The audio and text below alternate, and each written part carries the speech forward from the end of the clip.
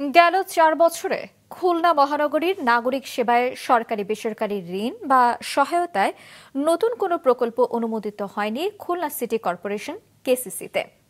পুরাতন অধিকাংশ প্রকল্পের মেয়াদ শেষ, ফলে নগরীর উন্নয়ন কাজ এবং নাগরিক সেবা বিঘ্নিত হওয়ার শঙ্কা তৈরি হয়েছে। এস এম মিলনের ক্যামেরায় মোস্তফা জামালের রিপোর্ট। খুলনা মহানগরীর সড়ক মেরামত ও ড্রেনেজ ব্যবস্থা উন্নয়নে ২০১৮ সালে ১,৪৩৬ কোটি টাকার প্রকল্প বাস্তবায়ন শুরু করে কেসিসি। এর মধ্যে সড়ক উন্নয়ন প্রকল্প শেষ হয়েছে গেল অর্থবছরে, আর ড্রেনেজ উন্নয়ন প্রকল্প শেষ হবে এবছর। কিন্তু এখন মহানগরীর অধিকাংশ রাস্তা বেহাল, রয়েছে জলাবদ্ধতা। ড্রেনেজ প্রকল্পের কাজ শেষ হয়েছে মাত্র ৬০ ভাগ। এমন বাস্তবতায় নতুন কোনো প্রকল্প ছাড়াই চলতি অর্থবছরের বাজেট ঘোষণা করতে যাচ্ছে কেসিসি। আমরা এই অর্থবছরে ৭২২ কোটি টাকার মতো আমাদের বাজেট প্রস্তুত করা হয়েছে এবং আমরা গত বছরে এটাই ছিল ৯৮১ কোটি টাকা। এই পার্থক্যের কারণ হচ্ছে আমাদের একটা প্রজেক্ট ছিল, রাস্তা প্রজেক্ট, এটা এই অর্থবছরে শেষ হয়ে যায়। আমরা নতুন করে আর এই খাত থেকে কোনো অর্থ পাবো না।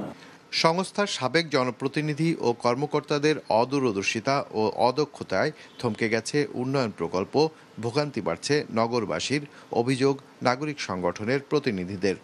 ৪ বছরে পুরনো কাজ ছাড়া খুলনার কোনো উন্নয়নমূলক কর্মকাণ্ড নাই এবং নতুন কোনো উন্নয়ন বাজেটও নাই, এবং যে কাজকর্ম হচ্ছে তাতে চলাচলের অযোগ্য হয়ে পড়েছে খুলনার শহর। বসবাসকারী যে নাগরিক, তাদের চাহিদাকে নিরূপণ না করে বাজেট তৈরি হয়, যেটা হচ্ছে সঠিক বাজেট তৈরি না হওয়ার অন্যতম কারণ। ক্ষমতার পালাবদলে কেসিসির কয়েক হাজার কোটি টাকার প্রকল্প অনুমোদন আটকে গেছে, যেগুলোর অনুমোদন আদায়ের চেষ্টা চলছে জানায় পরিকল্পনা বিভাগ।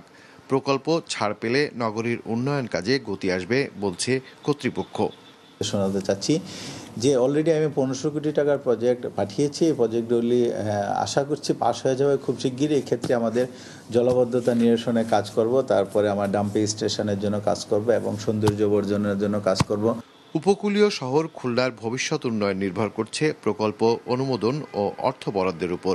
তাই দ্রুত প্রকল্প অনুমোদনের তাগিদ কেসিসি কর্তৃপক্ষের। মোস্তফা জামাল, মাছরাঙা সংবাদ, খুলনা।